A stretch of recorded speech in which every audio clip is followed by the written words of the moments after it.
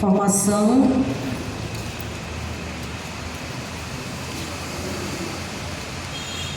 Boa noite a todos.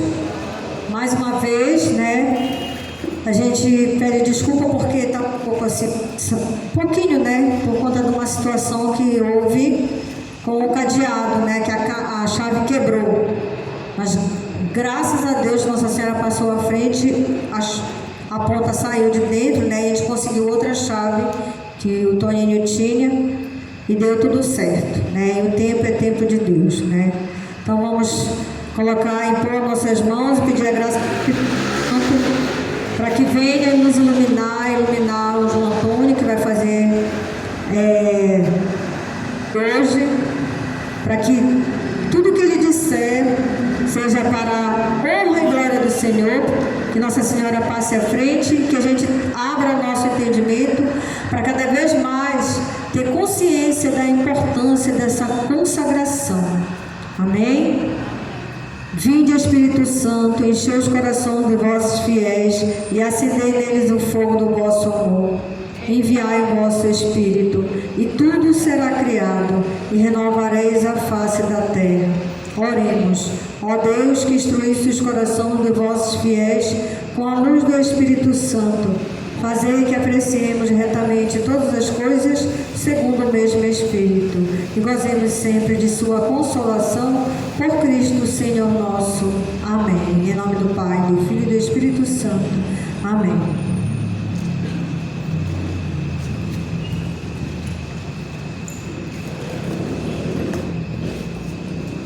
Boa noite, tudo bem? Estão ansiosos para o grande dia? Está chegando já, hein? Com a graça de Deus, hoje é o antepenúltimo capítulo, depois vai faltar só mais 2, é bem aí já, dia 13 de maio. Eu lembro que quando eu estava nesse período, eu confesso que eu ainda não estava nem me dando conta de que eu estava fazendo a consagração. Não sei se eu já falei aqui, eu só fui me dar conta mesmo no dia da consagração. Mas Nossa Senhora que conduz os nossos caminhos, é Nossa Senhora que nos leva até Jesus. E hoje a gente vai estudar o capítulo 6. Deixa eu pegar só outro microfone aqui.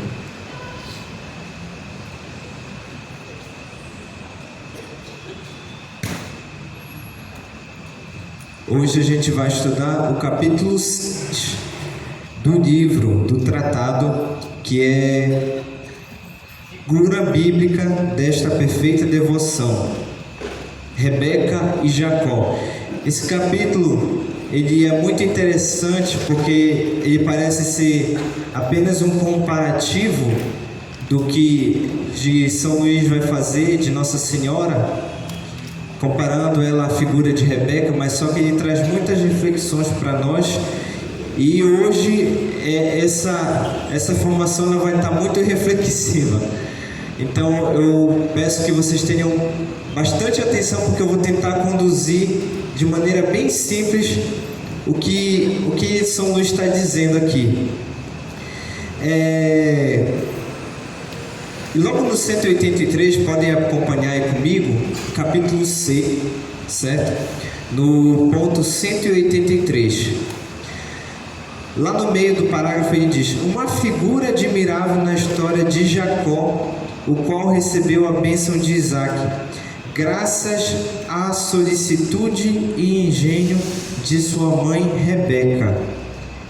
Ela tal como conta o Espírito Santo, né? Então São Luís aqui ele vai fazer um comparativo de Nossa Senhora com a figura de Rebeca. Acho que todos aqui conhecem, né, essa história de Isaac, Rebeca e Jacó, certo? Mas eu não sei se vocês alguma vez já pararam para fazer esse comparativo de Nossa Senhora com Rebeca, né? São Luís, né, ele vai fazer esse comparativo. E aí eu peço que vocês já abram sua Bíblia lá em Gênesis 27. Livro do Gênesis 27. A gente vai acompanhar essa história aqui nesses primeiros parágrafos, nesses primeiros no 184, que é um parágrafo bem grande, São Luís ele conta essa história, só que a gente vai acompanhar aqui também nas Sagradas... Ixi, acho que isso está aqui, ó.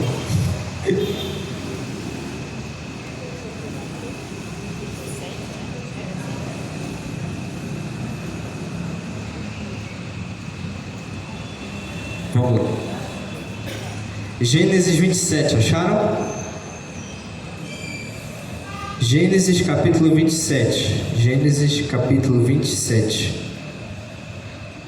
Gênesis capítulo 27. A gente não vai ler toda a história porque é muito grande, certo? A gente vai tirar daqui alguns trechos.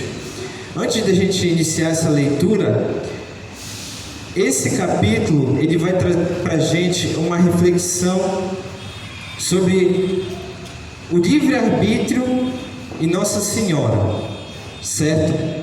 Então, o livre-arbítrio e Nossa Senhora. Como é que Nossa Senhora vai agir na nossa vontade? É essa reflexão que eu quero trazer hoje aqui para nós, certo? E é esse comparativo que São Luís ele vai fazer. E aí a gente vai acompanhar isso aqui na Sagrada Escritura. Todo mundo lá em Gênesis 27. A gente vai ler alguns desse capítulo aí, tá bom? No capítulo 27, lá no versículo 4, veja só as palavras de Isaac. Isaac era o pai de Jacó, marido de Rebeca. Veja só as palavras de Isaac. Ele diz assim: prepara-me depois um prato suculento, como sabes que gosto, e me traz para que eu coma, e minha alma te abençoe antes que eu morra. Né? Então vamos prestar atenção nessas palavras aqui. Isaac, né, que era o patriarca, ele estava pedindo um prato suculento para que ele pudesse saborear antes que ele morresse. Ora, agora presta atenção nessa palavra aqui. Como sabes que eu gosto? Né? Olha só. Então, ele está falando assim, como sabes? Ele está pedindo um prato, não um prato qualquer, é um prato ao gosto dele, certo? É um prato do jeito que ele... né? Bom, e aí Rebeca disse a Jacó, continuando a leitura, vamos pular para o versículo 8, mesmo capítulo. Ouve-me, pois, meu filho, e faze o que vou te dizer. Vamos ver aqui. Rebeca é a figura de Nossa Senhora. Então veja as palavras dela. Ouve-me, pois, meu filho, e faze o que vou te dizer. Isso ela está falando para Jacó. Vai ao rebanho e traze-me 2 belos cabritos. Prepararei com eles um prato suculento para o teu pai, como ele gosta. Tu lhe levarás e ele comerá, a fim de que te abençoe antes de morrer. Então, veja só, Rebeca é esposa de Isaac, e ela diz para Jacó ir lá no rebanho pegar os 2 cabritos, porque ela vai preparar o prato como Isaac gosta, ou seja, ela sabe o jeito que ele gosta daquele prato. Ela sabe. Ela não fala para o Jacó preparar o prato, ela fala: meu filho, traz que eu mesma vou preparar, porque eu sei como o teu pai gosta. Mas olha só que interessante, ela diz para ele levar, não é ela que leva, ele diz para ele levar. Ela prepara o prato e o próprio Jacó leva para o pai, para que ele pudesse receber a bênção. Mas aí, né, como todos conhecem essa história, essa bênção ela não era para Jacó. Essa bênção ela era para Esaú, porque Esaú é o primogênito. Mas aí, já adiantando a ação que a gente vai fazer depois, por que Rebeca tem essa visão de colocar Jacó para receber a bênção no lugar de Esaú, né? Aos primeiros olhos, assim, parece uma enganação, uma mentira, uma injustiça, né? Que ela armou. Só que a gente vai ver depois que não, porque Esaú não merecia essa bênção. Depois eu vou explicar por que ele não merecia. Mas aí Jacó, né? Ele confia na mãe dele.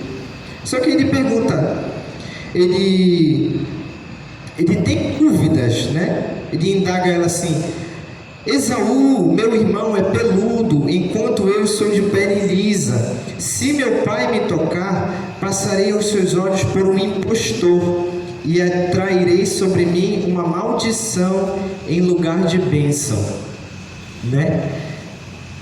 Aí ele tipo assim, ele está perguntando para ela: e aí, o que é que eu faço se atrair, se porventura ele me amaldiçoar em vez de me abençoar? Olha só o que ela diz: tomo sobre mim esta maldição, meu filho. Ouve-me somente e vai buscar o que te digo.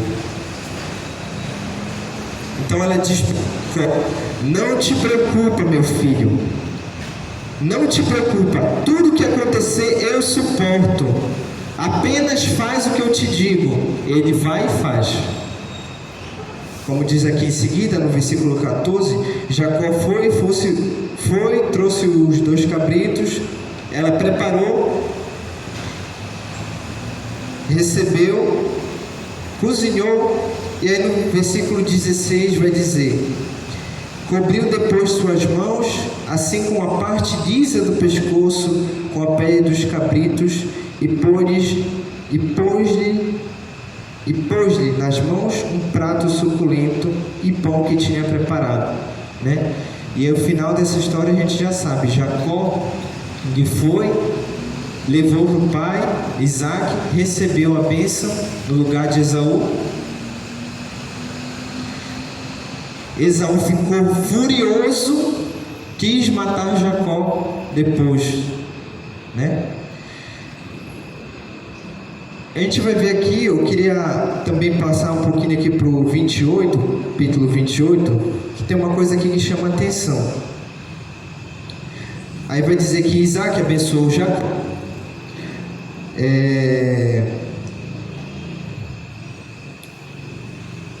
E diz assim: Deus Todo-Poderoso te abençoe, te faça crescer e multiplicar, de sorte que te tornes uma multidão de povos.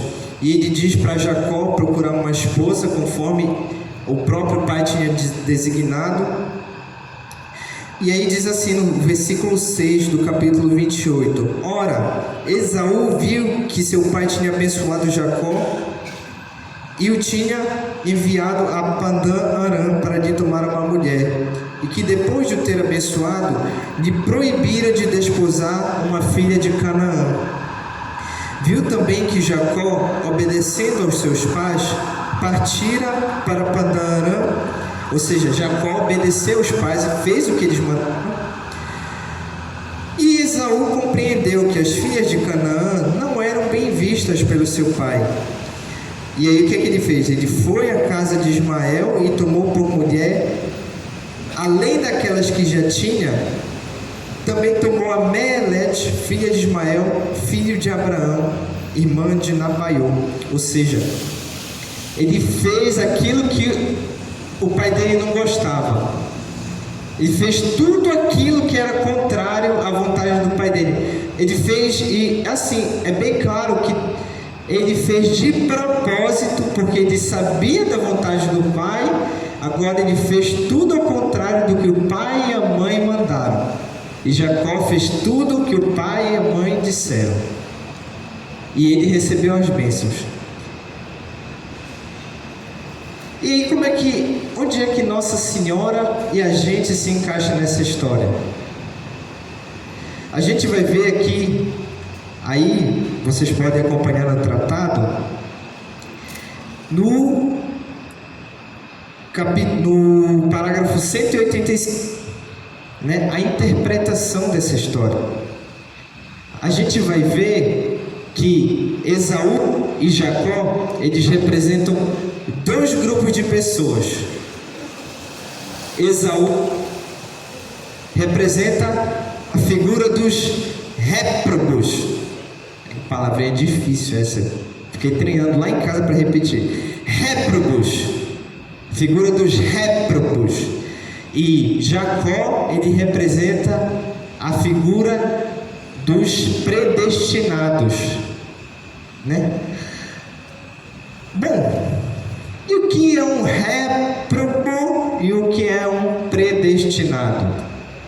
Bom, um réprobo, de acordo com o dicionário, ele é aquele que merece reprovação, que merece condenação da sociedade por suas más ações, delitos ou crimes. Um réprobo, ele é detestado, odiado, execrado, uma pessoa ruim. Porém, Jacó é figura do predestinado, né? Então, a palavra já diz predestinado, são aqueles que já têm um desígnio pré-estabelecido para a vida dele. Mas aí, vamos lá, aí que eu quero convidar vocês à reflexão. A gente vai começar agora essa reflexão. Essa é a figura dos réprobos. Jacó era a figura dos predestinados, certo? Então, assim, ao pé da letra, predestinado quer dizer aquele que tem, digamos assim, um destino pré-definido. Bom, então Esaú, ele não era predestinado? Tipo assim, ele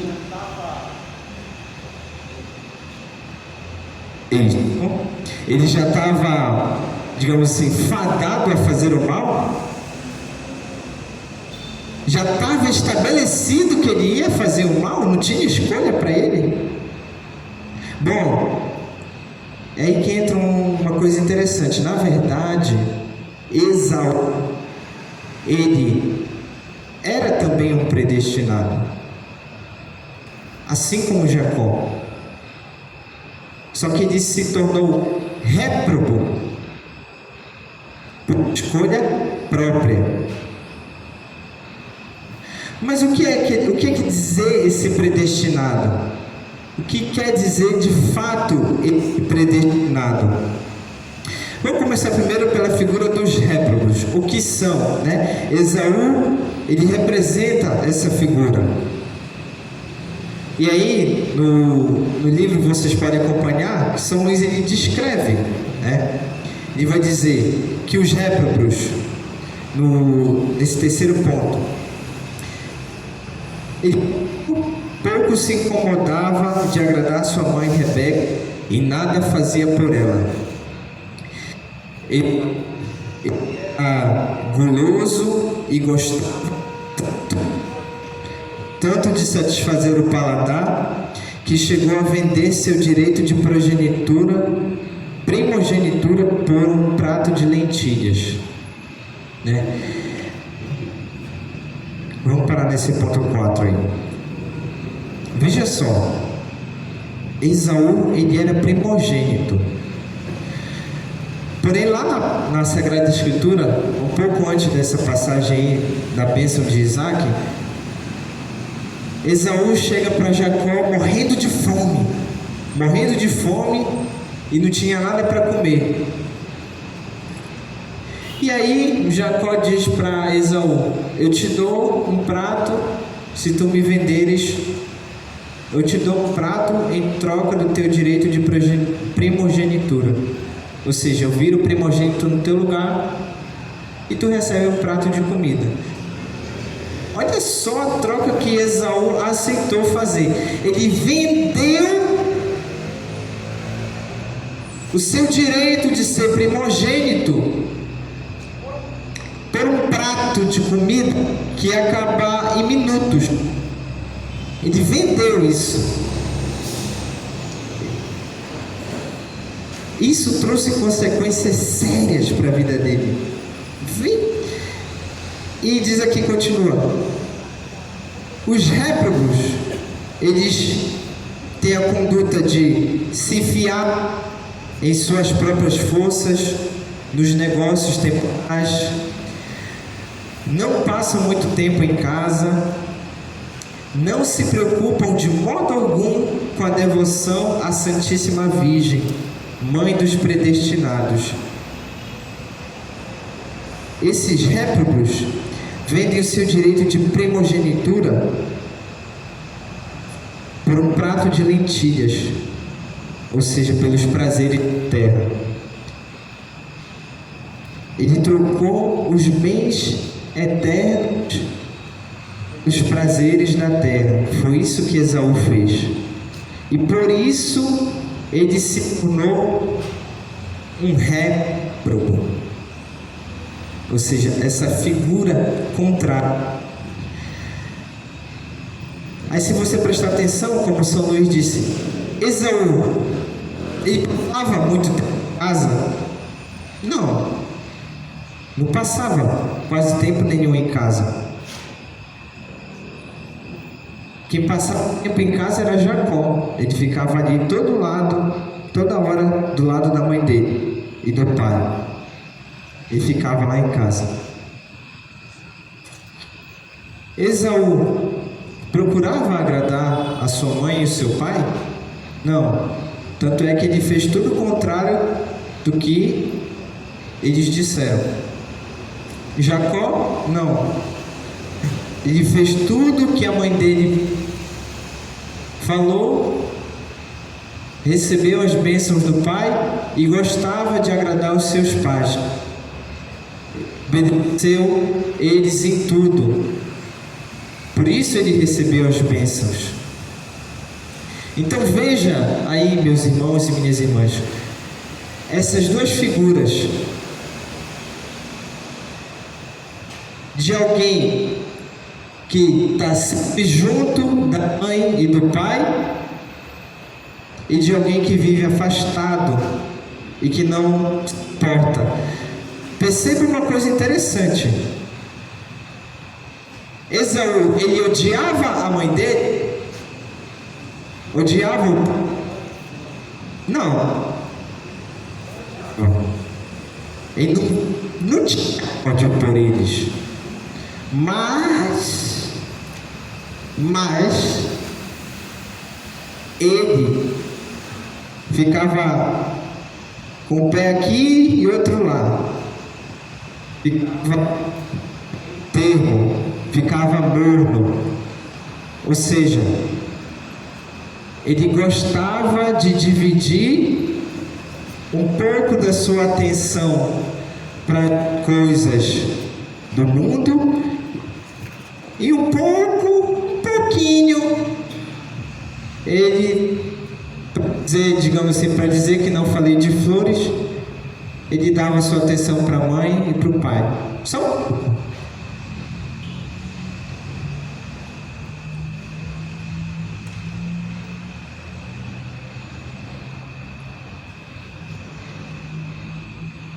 Aí São Luís diz aqui no 190, vejam, os réprobos, né, apesar de não odiarem, né, ou odiarem as claras, sua mãe e seu pai, mas em segredo odeiam e perseguem diariamente os predestinados, prejudicam-nos quanto podem, desprezam-nos, roubam-nos, enganam-nos, empobrecem-nos, expulsam-nos, reduzem-nos a pó, enquanto eles mesmos fazem fortuna, gozam seus prazeres, vivem em sua situação esplêndida, enriquecem, se engrandecem e levam a vida folgada. Né? Então veja que os réprobos, eles vão ter, digamos assim, uma inveja dos predestinados. Tá, João, já entendi que os réprobos são pessoas ruins, são pessoas que não dão sua atenção para a mãe, também não obedecem ela, não fazem a vontade dela, não seguem os conselhos dela. Mas aí, o que são os predestinados? Eu entendi muito o que são esses predestinados, o que são essas pessoas. Veja bem, predestinado não quer dizer assim que você está com todo o seu destino definido e que você não tem possibilidade de escolha para nada, que você não tem liberdade de ação, certo? Isso não é predestinação, né? A gente tem liberdade, a gente tem o livre arbítrio, que depois eu vou entrar nessa questão. A gente tem o livre arbítrio. Mas aí, o que quer dizer de fato essa predestinação? Veja aqui no Catecismo da Igreja Católica, no parágrafo 600. O papai ele fez uma pergunta na formação dele. Para Deus existe tempo, sim ou não? Sim ou não? Não existe. Né? Então veja o que o Catecismo diz. Para Deus, todos os momentos do tempo estão presentes na atualidade. Né? Então, tudo é momento presente. Aí que vem a predestinação. Ele estabelece, portanto, seu projeto eterno de predestinação, incluindo nele a resposta livre de cada homem à sua graça. Ou seja, vamos explicar aqui com calma para que todos possam entender, e se alguém ficar com dúvida pode perguntar. Para Deus tudo é presente. Tá claro isso? Ok. Onde é que vem a predestinação? Todos nós nascemos predestinados à vida da graça, ou seja, à vida com Deus. Porém, nesse projeto de predestinação está incluído o que se chama de livre-arbítrio. Ou seja, eu nasci para uma vida com Deus, eu estou predestinado a uma vida com Deus, eu nasci para isso, Deus me criou para isso. Porém, incluiu nesse projeto uma coisa que se chama livre-arbítrio. Então, se eu quiser sair dessa predestinação, eu posso sair. Vocês entendem? Todo mundo entendeu? Eu nasci predestinado à vida com Deus, porém eu não sou obrigado a seguir esse caminho. Se eu quiser, eu posso sair desse caminho, mas aí eu não recomendo sair desse caminho. As consequências serão drásticas. Todo mundo entendeu isso? Ficou alguma dúvida? Não? Então tá. Então, Esaú, ele era um predestinado. Ele era um primogênito, ele tinha o direito, mas aí ele escolheu. Não, eu nego o meu direito, eu nego a minha predestinação e vou viver aqui os prazeres da terra. Ele escolheu. Aí você pergunta assim, João, não consigo entender como foi Esaú, foi burro, como é que ele foi tolo, como foi que ele, essa atitude de poder negar os bens eternos para um prato que acaba em 5 minutos. Como foi isso, João? Por que ele fez essa mancada? Por que ele deu essa mancada? E aí, quando eu li esse capítulo, eu me fiz essa mesma pergunta também, quando eu li essa parte. Por que Esaú fez isso? Por quê? Por que a gente muitas vezes nega os bens eternos para os bens mundanos, passageiros, materiais? Por quê? Isso não é uma resposta simples de se dar. Na verdade, eu só fui começar a entender essa resposta 2 anos depois de ter lido o tratado. E veja bem, Santo Agostinho, aqui no Livre-Arbítrio, esse livro aqui eu li ele há um ano atrás, foi um livro assim que embaralhou minha cabeça, porque Santo Agostinho ele faz uma viagem aqui que ele vai chegar na origem do mal. Ele vai chegar na origem de todo o mal, ele vai provar a existência de Deus, ixi, muita coisa. Só que a gente vai debater isso hoje, né? Chegar em Nossa Senhora.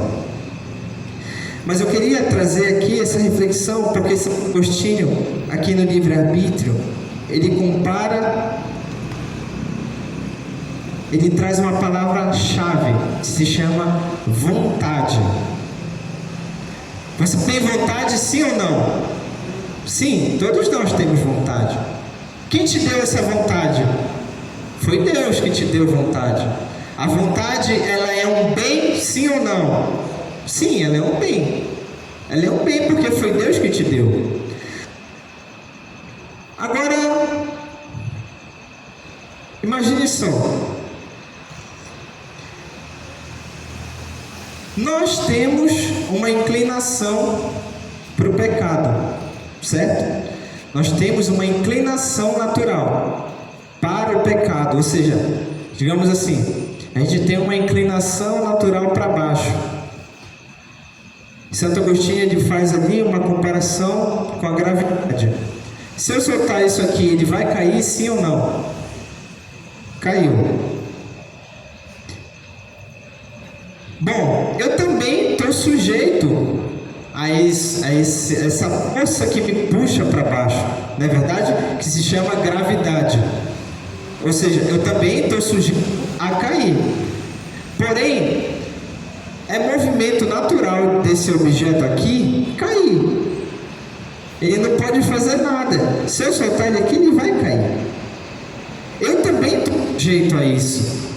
Eu posso cair. Porém, é a minha inclinação natural. Veja bem, o objeto ele está sujeito a cair e é natural que ele caia. É o movimento natural dele. Eu estou sujeito a cair, porém tenho liberdade de me apoiar e evitar que eu caia. Eu tenho a liberdade de me equilibrar. Eu estou equilibrado aqui, certo? Eu estou sujeito a cair, porém eu tenho a liberdade de ficar em pé. Por que eu estou em pé? Se eu quiser, eu posso me jogar aqui, não é verdade? Aí todo mundo vai falar assim, que loucura, tu te jogou, que doidice. Porque é natural ficar em pé. O movimento natural é eu ficar em pé, não é verdade? O movimento natural não é eu cair. Se eu me jogar aqui, vão dizer que é contra a natureza, apesar de eu estar sujeito à mesma força. Vocês estão entendendo? Essa é uma reflexão um pouquinho difícil, porque quer dizer, eu estou sujeito à inclinação do pecado, porém eu só peco se eu quiser. Eu posso cair, eu posso falhar, como às vezes te tropeço, não é verdade? Porém, eu escolho ficar no chão ou me levanto. Depende da minha vontade. Depende da sua vontade. Depende da sua escolha. E a vontade que a gente deu foi Deus, ou seja, ela é um bem. Porém, para onde você direciona essa vontade, aí é que está. Se a sua vontade se direcionar para cair, problema é teu. É você que quis.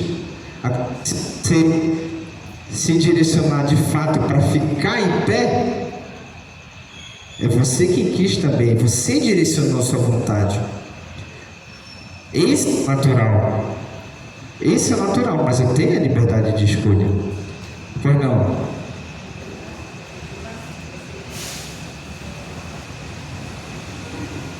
Eu entendi assim, você falar que se eu estou de pé e se eu cair, eu fico no chão se eu quiser.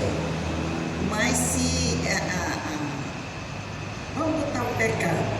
Se a tentação é mais forte do que a minha vontade, e aí? Muito boa essa pergunta. Dona Gracinha, muito boa essa pergunta mesmo. A tentação, ela nunca vai ser mais forte que a sua vontade. Tá bom? Nunca. Porque se ela for mais forte que a sua vontade, então a senhora não está pecando. A senhora está sendo forçada a pecar. A gente sempre peca por nossa vontade. Às vezes a gente peca, digamos assim, sem querer ou sem perceber, porque a gente não tropeça sem querer? Ninguém tropeça de propósito, né? É um pecado, mas é um pecado. Não chega a ser um pecado grave. Agora, se eu estou vendo que eu estou sendo tentado, estão me puxando para baixo, a força está me puxando para baixo, e eu não faço esforço, e também sequer sua ajuda para alguém me puxar para cima, então eu estou pecando por minha própria vontade. Você entendeu? Agora, nunca a tentação ela vai ser maior que o pecado. Nunca vai ser maior que a vontade. Porque senão eu não vou. Senão eu estaria sendo forçado a pecar. Né? Então a tentação ela não é maior. Eu só cedo porque eu estou cedendo com a minha vontade não está fortalecida. E aí que vai entrar Nossa Senhora. Veja que os predestinados, eles são aqueles que depositam uma confiança em Nossa Senhora, são aqueles que imitam sua capacidade, suas virtudes, certo? Vivem em casa, estão sempre junto com a mãe. Isso eu estou tudo tirando aqui do livro, tá?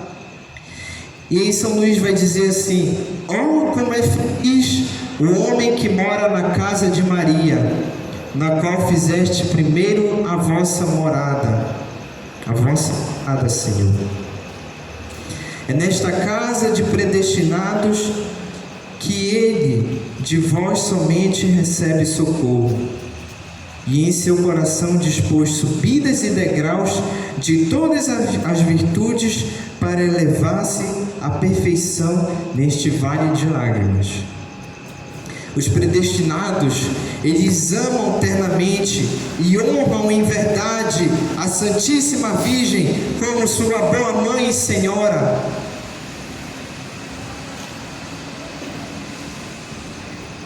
Veja que os predestinados, eles são aqueles que vivem uma vida com Maria. E se eles vivem uma vida com Maria, eles vivem uma vida junto com Deus. E aí essas pessoas que são predestinadas, elas podem até pecar,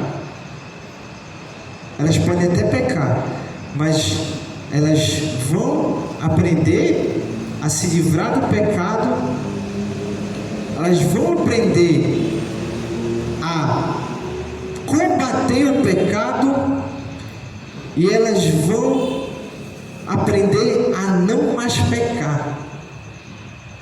Elas vão chegar no nível de não conseguir mais pecar. Você Vocês estão entendendo? Elas não vão conseguir pecar, elas não vão sentir mais vontade, não vai ter mais resquício, não vai ter mais pecado. É claro que isso não é de um dia para o outro, é uma caminhada, E aí, né? Por quê?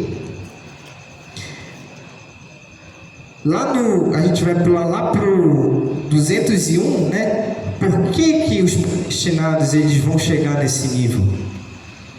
Por quê? Veja que para esses predestinados, Nossa Senhora ela vai ter 5 deveres. O que é que ela faz com esses predestinados? 5 coisas. Ela os ama, ela os mantém, ela os conduz, ela os defende e protege, e ela intercede por eles. Esse é o maior dos bens que Nossa Senhora pode te fazer: interceder por nós. É o maior de todos. Ela os ama primeiro, porque é sua verdadeira mãe. Ora, uma mãe sempre ama seu filho, o fruto de suas entranhas. Ela os ama eternamente e com mais ternura que todas as mães juntas. Você entendeu essa frase aqui que eu falei? Vou repetir. Ela os ama eternamente e com mais ternura que todas as mães juntas. Você entendeu? Não, acho que você não entendeu. Vou repetir de outro jeito. São Luís está dizendo que Nossa Senhora me ama, que Nossa Senhora te ama, mas que o amor de todas as mães da face da terra soma o amor de todas as mães da face da terra. Você que é mãe, você ama o seu filho, sim ou não? Você tem um amor muito grande pelo seu filho, não é verdade? Agora, o seu amor que você tem pelo seu filho, mãe, ele não é nada comparado ao amor que Nossa Senhora tem pelo seu filho também. O amor de Nossa Senhora é tão grande que ele é maior que todas as mães da face da terra. Isso é maravilhoso, isso é lindo, que coisa bonita. E aí, como que alguém consegue trocar esse amor tão grande por prazeres do mundo? Como? É aí que vem a vontade. É aí que é a vontade. Então, que a gente possa educar a nossa vontade a sempre querer esse amor que é tão grande. Meus irmãos, quando a gente consegue beber desse amor, quando a gente experimenta desse amor, quando a gente experimenta o amor da mãe, que é tão grande, a gente não quer mais nada. A gente não quer mais nada do mundo, porque é um amor tão grande que a gente sente, que Ele preenche a gente, porque Nossa Senhora ama a gente com o próprio amor de Deus. É o amor de Deus que vem por Nossa Senhora e te preenche. Não tem como querer outra coisa quando a gente experimenta de fato esse amor verdadeiramente. Nossa Senhora, quando ama, ela dá bons conselhos aos seus filhos, como Rebeca deu conselhos a Jacó. Meu filho, segue os meus conselhos. Isso eu estou lendo no 204. Agora no 205, que Jacó leva 2 cabritos para Rebeca, Rebeca mata os 2 cabritos, tirando-lhes a vida do velho Adão, despoja-os da pele natural, das inclinações naturais, do amor próprio, da vontade própria, de todo apego à criatura, purifica de toda mancha, sujeira do pecado e prepara ao gosto de Deus. Lembra que disse: meu filho, prepara um prato do jeito que eu gosto. Ora, quem é que sabe melhor o gosto do pai, senão aquela que está mais unida ao pai?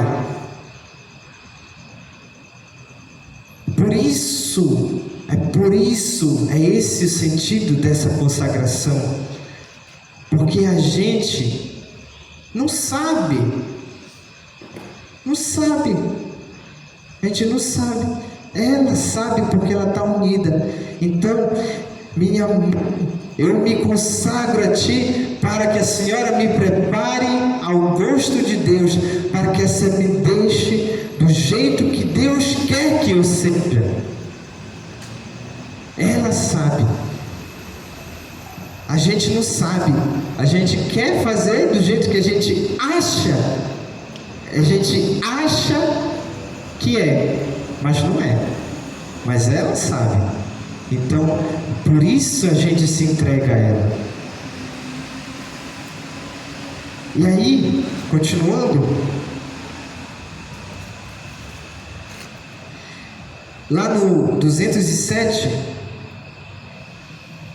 e por isso que ela consegue, enfim, a bênção do Pai Celestial. Apesar de sermos filhos adotivos, apesar de nós não merecermos,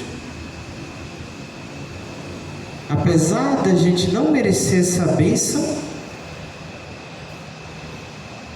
mas ela consegue para nós. Ela consegue para nós.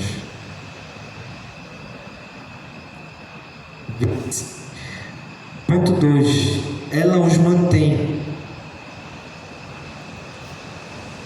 O segundo dever que Nossa Senhora vai cumprir para com esses predestinados vai dar de comer os manjares mais finos da mesa de Deus, dá-lhes o pão da vida que ela formou. Qual é o maior presente que Nossa Senhora pode dar para a gente? O seu próprio Filho. E ela entregou esse Filho há 2000 anos atrás. Ora, será que a gente aceitou de bom grado esse presente mais precioso que a mãe poderia nos dar? E por que esse é o presente mais precioso? Porque sem esse presente a gente não é nada. A gente não é nada. É esse presente que sustenta a gente, que mantém a gente. São Luís diz, é o pão da vida que ela formou. Meus queridos filhos, lhes diz ela, sob o nome da sabedoria, enchei-vos de meus frutos, isto é, de Jesus, o fruto de vida que eu pus no mundo para vós. Terceiro, ela os conduz. O terceiro bem que a Santíssima Virgem faz a seus fiéis servos é conduzi-los e dirigi-los conforme a vontade de seu Filho. Veja, trazendo aqui de novo a pergunta da Dona Gracinha, sobre a tentação e a vontade, quando a gente se deixa conduzir por Nossa Senhora, ela vai educar a nossa vontade a seguir no caminho de predestinado.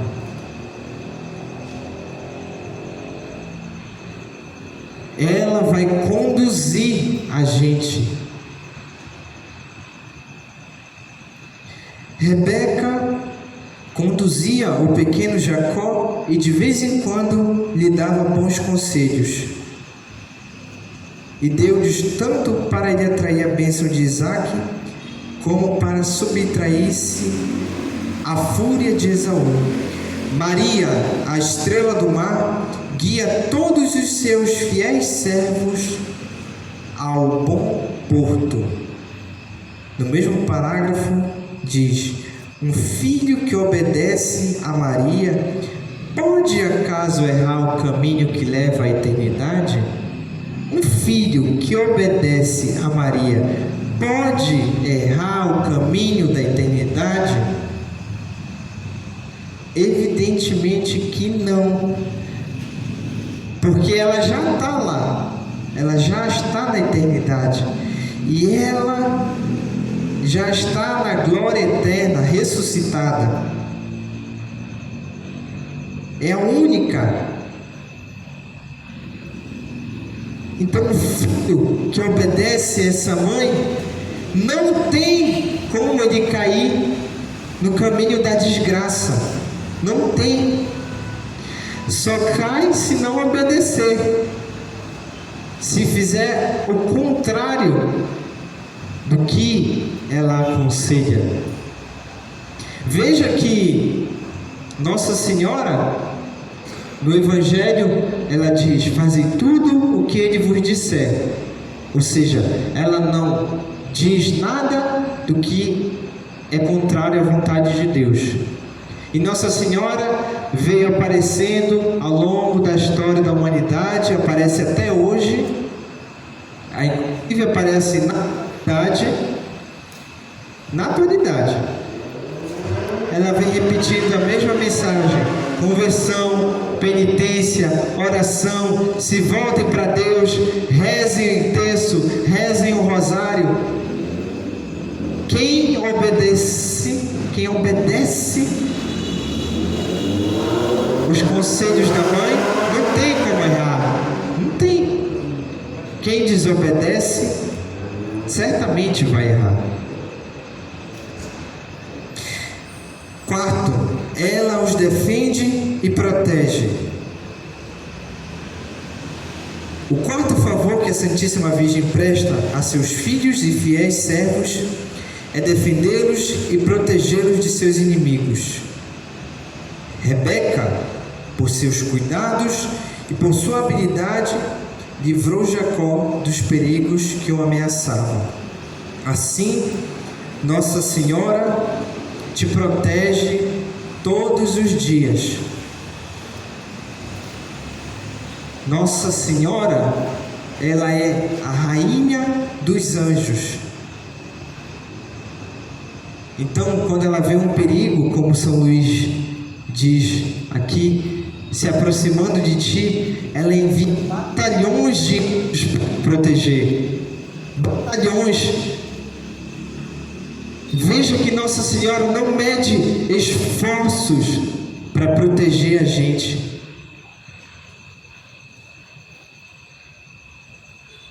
Esta mãe e princesa poderosa envia estes batalhões de milhares de anjos em socorro de um só de seus servos. Ou seja, de apenas uma pessoa, Nossa Senhora envia milhares de batalhões para te proteger.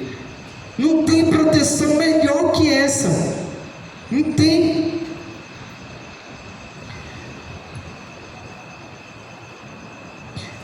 Por isso não tem como dizer, como o São está dizendo aqui, por isso não tem como dizer que um servo fiel de Maria vai sucumbir à malícia, ao número e à força do inimigo. O fiel servo de Maria não tem como cair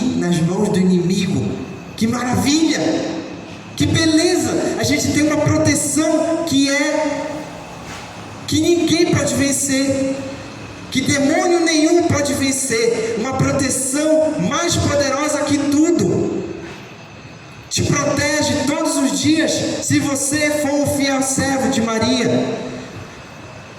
Se você, fiel servo de Maria, ela manda milhares de anjos todos os dias para te proteger das insídias do maligno, das forças inimigas, dos ataques de Satanás. E por último, o quinto e o maior bem de todos que Nossa Senhora vai, que é interceder por nós. É o maior de todos os bens que Nossa Senhora vai exercer para com os fiéis servos. O quinto, enfim, e o maior bem que a amabilíssima Maria proporciona a seus fiéis devotos é interceder por eles junto de seu Filho, apaziguá-lo por suas preces, uni-los a Ele por um forte elo e para Ele os conservar.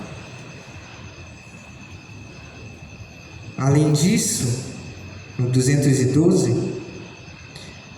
depois de acumular de favores seus filhos e servos fiéis, Maria Santíssima lhes obtém a bênção do Pai Celestial e a união de Jesus Cristo, e mais, conserva-os em Jesus Cristo e Jesus Cristo neles.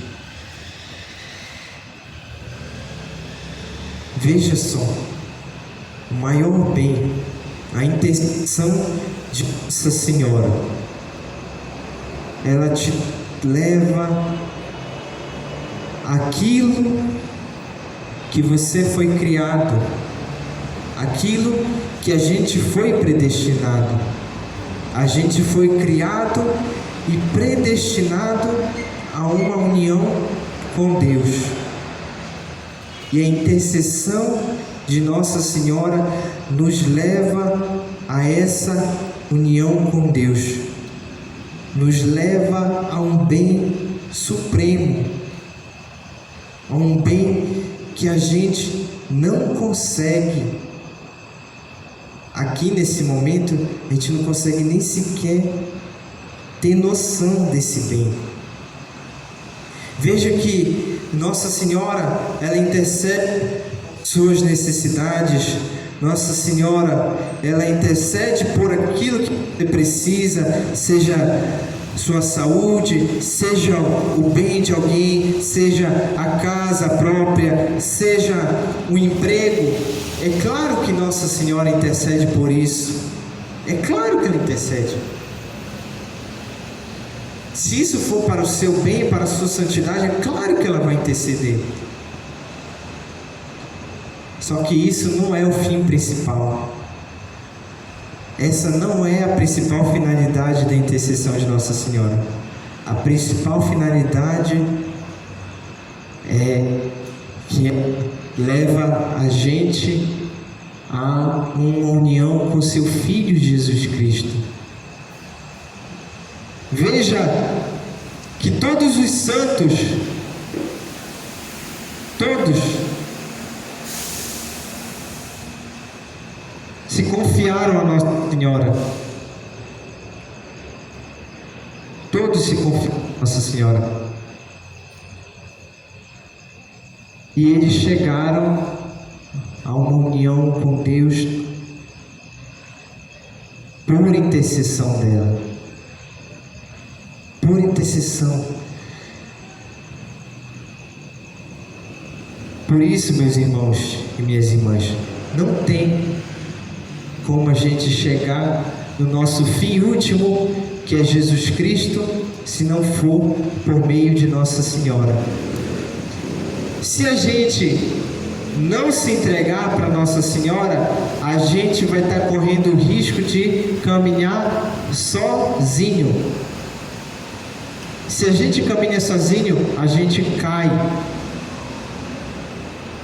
Se a gente nega essa intercessão, se a gente nega essa companhia, a gente cai, a gente erra o caminho, a gente se perde. Agora, se a gente se entrega verdadeiramente, quando eu digo verdadeiramente mesmo, é no seu coração você ter a certeza de que você está se entregando para Nossa Senhora. Não é só chegar lá no dia 13 de maio, o padre colocar a cadeia no seu braço, estou consagrado, legal. Não, é no dia 13 de maio chegar, você ter a convicção no seu coração de que naquele momento você está ali se entregando para Nossa Senhora, entregando sua vida para ela, e que ela agora vai te conduzir, te guiar no caminho de perfeição, no caminho de santidade. Não tem coisa melhor. E quando a gente se entrega, a gente experimenta de fato o amor de Deus. A gente experimenta. Eu falo isso para vocês com toda certeza, meus irmãos. A gente, quando se entrega para Nossa Senhora, a gente experimenta o amor de Deus, que a gente não quer mais nada na nossa vida, senão viver nessa união com Ele. E termina o capítulo. Aí está a explicação desta grande e antiga figura da predestinação e da condenação. Figura tão desconhecida e tão cheia de mistérios. E assim finaliza o capítulo 6. Foi um capítulo que, quando eu li, eu não vi assim, poxa, só uma comparação que São Luís está fazendo com Rebeca e Jacó. Mas veja só que grandes coisas esse capítulo traz para a gente. Muitos ensinamentos. Então se entregue a partir de agora para Nossa Senhora, e ela vai te guiar. Pode ter certeza disso. Vai te guiar no caminho de santidade, no caminho de perfeição. Amém? Louvado seja nosso Senhor Jesus Cristo. Para sempre seja louvado.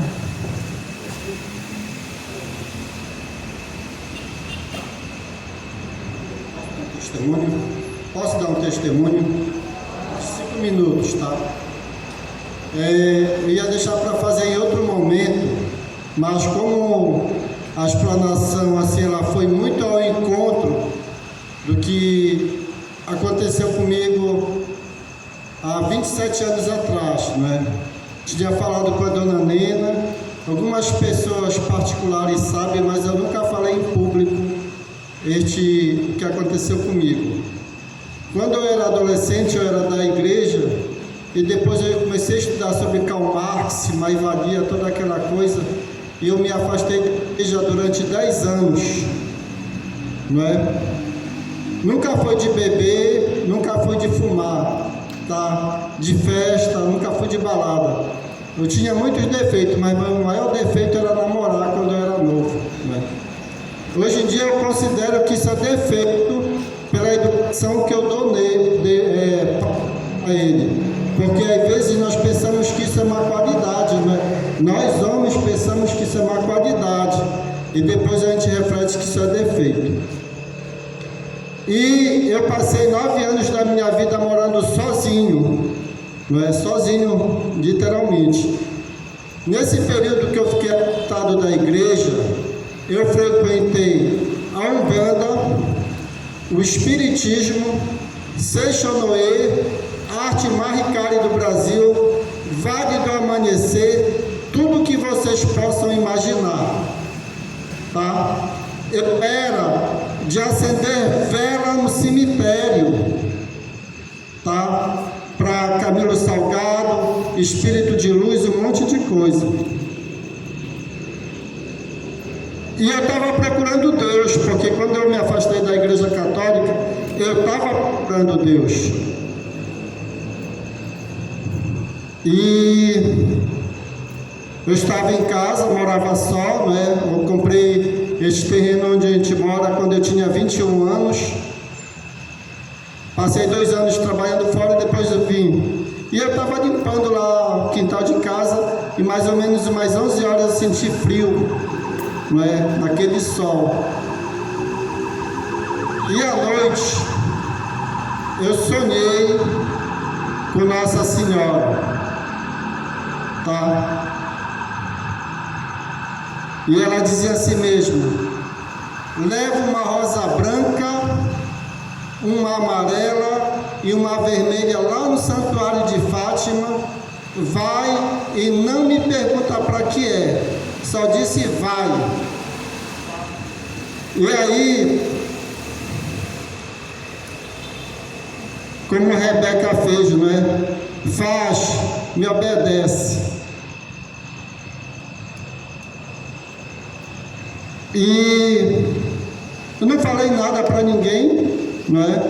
Eu estava começando ainda a namorar com a Ana Celi, não é? Estávamos começando a namorar, e ela colocou a cabeça aqui em cima do meu peito, e quando eu vejo, ela se espantou e disse assim mesmo: tu rezas?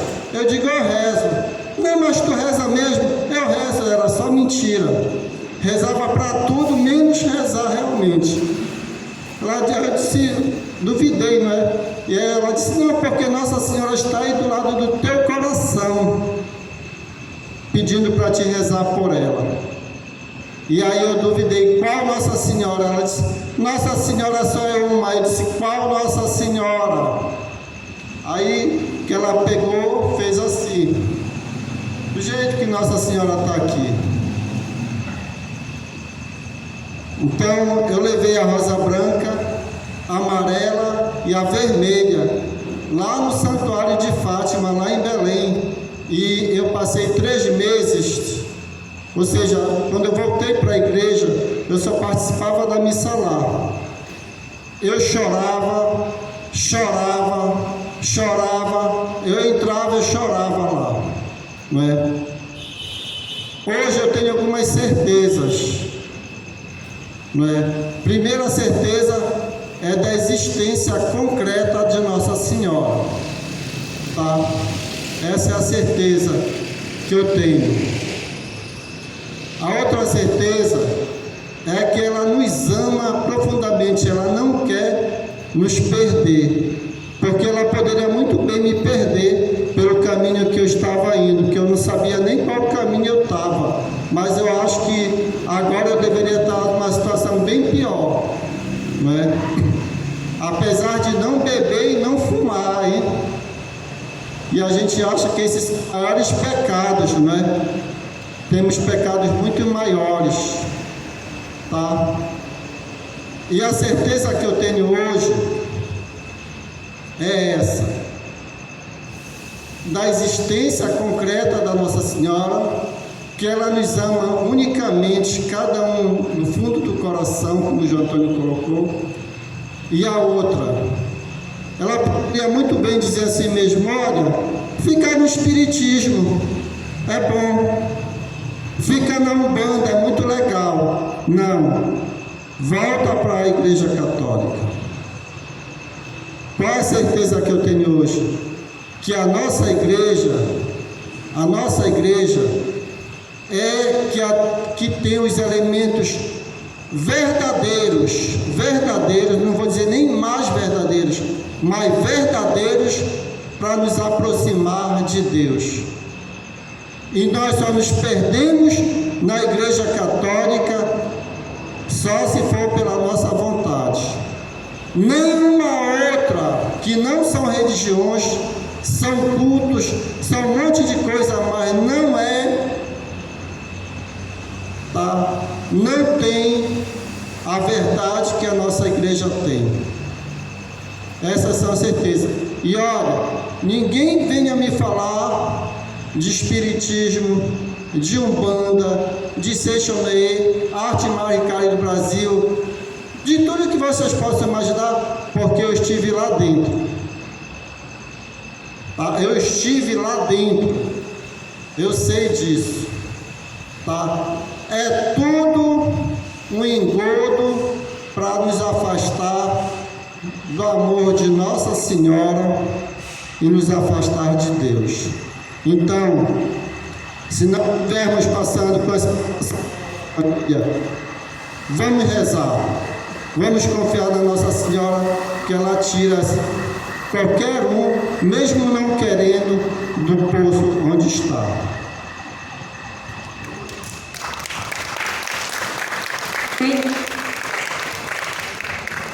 Esse testemunho dele é só um pedacinho, é muito longo, né? Mas é uma história de vida. É um filme esse testemunho. Então, gente, a gente vai só dar alguns avisos, né? Na próxima semana, dia 3, né? E devemos dar uma parada por conta da festividade. No dia 10 nós não teremos encontro, tá? No dia 17 voltaremos já com o penúltimo encontro. Aí depois tem mais um encontro.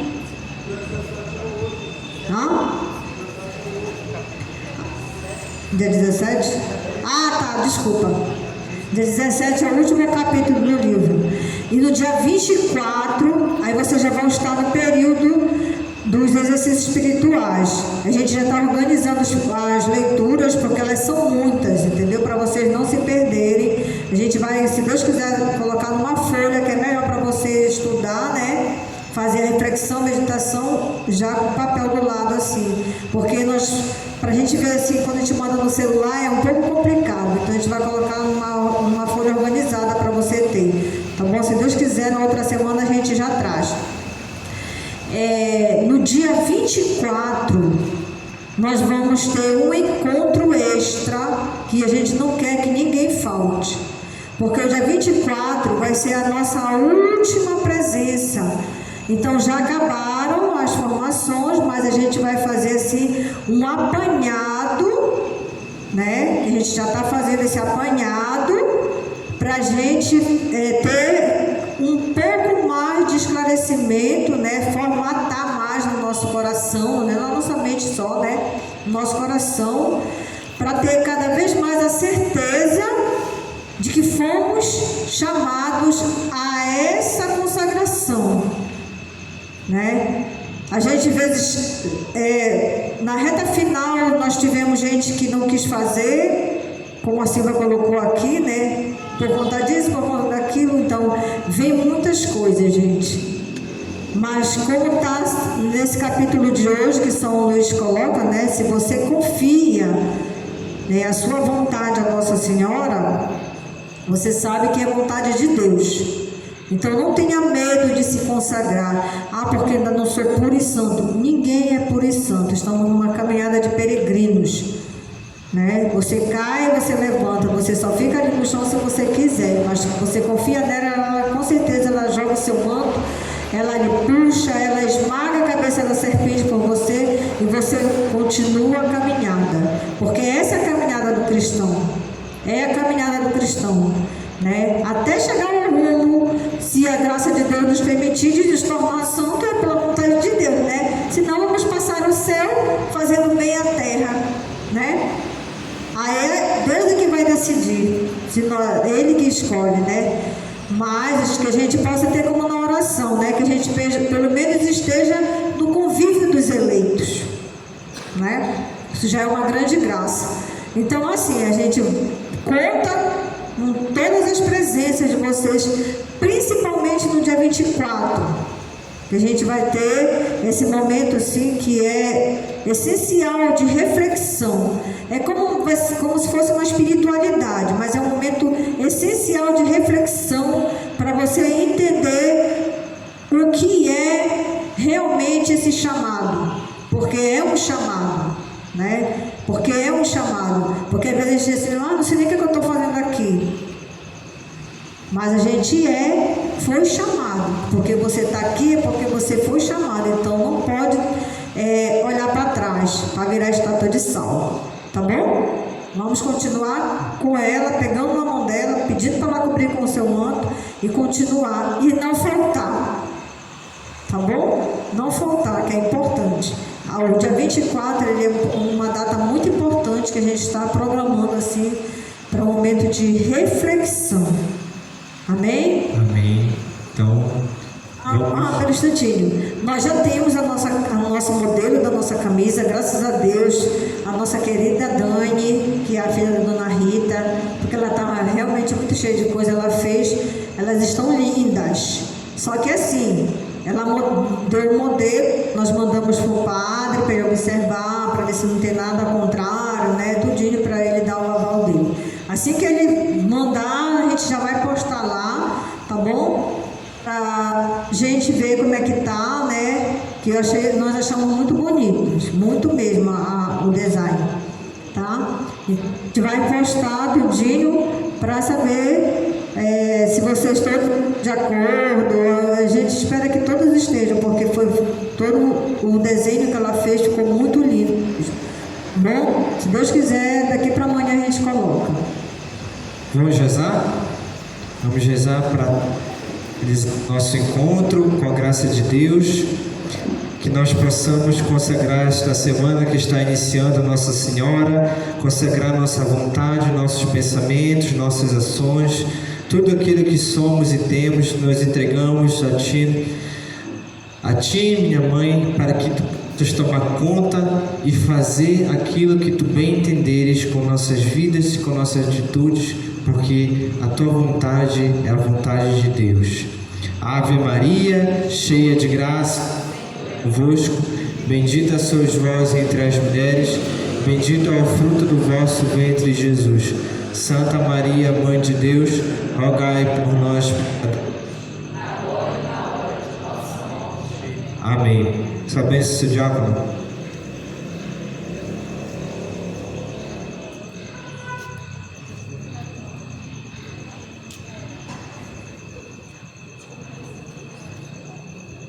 Então, a intercessão da nossa Virgem Maria, né?